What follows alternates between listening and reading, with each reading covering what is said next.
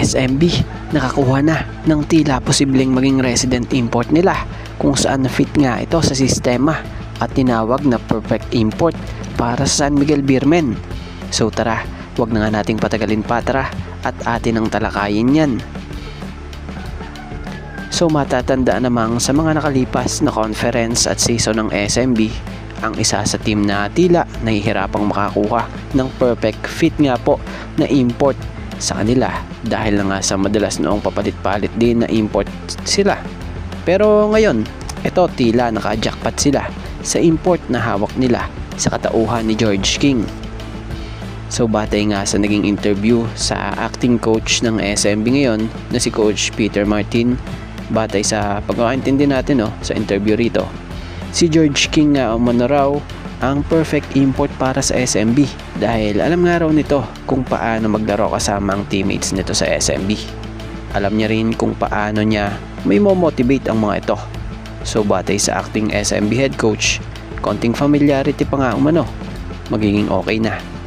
So depensa na nga lang raw, siguro mag-a-adjust pa sila ng kaunti pa.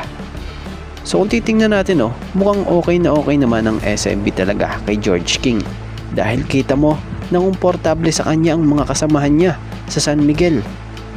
So matatandaan namang nananatili pa ring walang talo ang San Miguel Beermen matapos talunin nga ang Converge Fiber Exercise sa 128-122 sa PBA 50th Season Governors Cup sa elimination.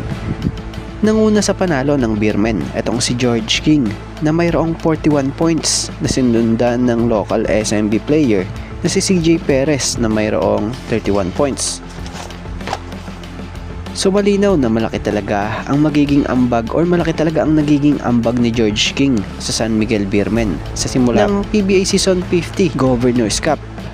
Pinangungunahan nga niya kasi ang koponan sa pamamagitan ng kanyang matinding opensa, matibay na depensa, at pagpapanatili ng malinis na record sa kanilang unang 3 laro.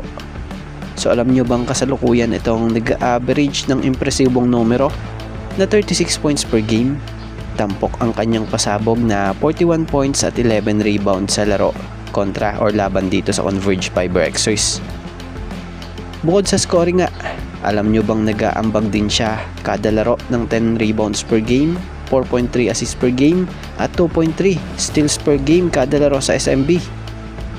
So dyan mo makikita na tila tinuldo ka na ni King ang mga problema ng San Miguel Beermen sa pagpapalit ng import mula sa mga nakaraang conference dahil sa mabilis nitong pag-angkop sa sistema.